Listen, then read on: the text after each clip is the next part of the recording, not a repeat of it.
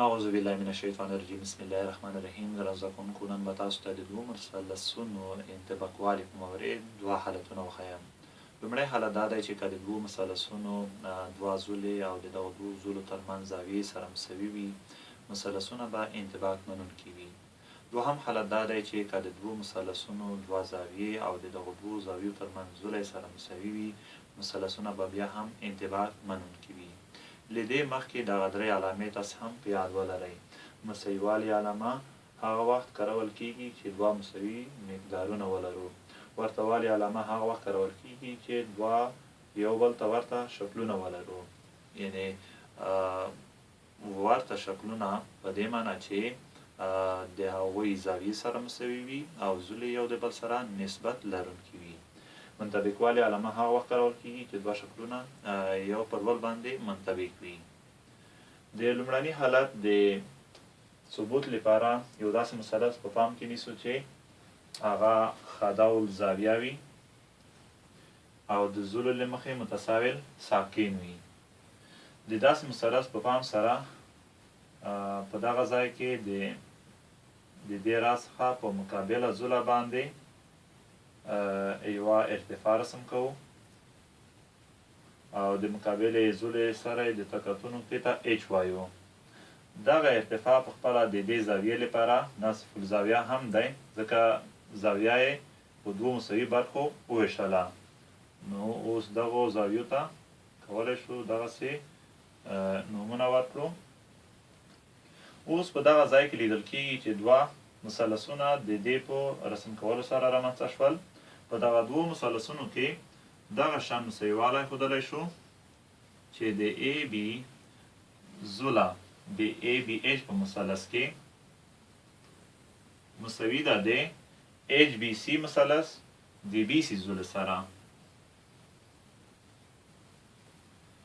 دوهم بي ایچ په خپله د دغو دوو مثلثونو مشترکه زوله ده، نو دا هم د دوی ترمنځ مساوي ده. بي ایچ مساوي ده د بي ایچ سره. دریم دا چې دغه دوه زاویې د نصف الزاویه پر اساس په مساوي برخو ویشلې شوي وي، نو دا هم په خپل منځ کې سره مساوي دي. دا چې په دغه دوو مثلثونو کې دوه زولې او د دغه دوو زولو ترمنځ دوه یعنې د یو او دوه زاویې هم سره مساوي شوې، نو ویلی شو چې د ای بي ایچ مثلث انطباق منونکی دی د ایچ بي سی مثلث سره. دوهم حالت ثبوت هم په همدغه ځای کې ښودلی شو، دا چې دلته دغه دوه زولې مساوي دي، نو د دغو زولو اړوند زاویې هم سره مساوي وي. نو د دغو مساواتو پر اساس لیکلی شو چې د ای زاویه مساوي ده د سی زاویې سره. دا خبره خو په لومړني حالت کې مو وکړه چې نصف الزاویه دغه زاویه په دوو مساوي زاویو ویشلې ده، نو دا هم سره مساوي دي. بي یو زاویه مساوي ده د بي دوه زاویې سره. دریم دا چې بي ایچ د دواړو مثلثونو ترمنځ مشترکه زوله ده، نو بیا هم لیکلی شو چې بي ایچ زوله مساوي ده د بي ایچ زولې سره. اوس بیا هم لیدل کېږي چې په دواړو مثلثونو کې دوه زاویې او د دغو دوو زاویو ترمنځ زوله په دواړو مثلثونو کې سره مساوي دي.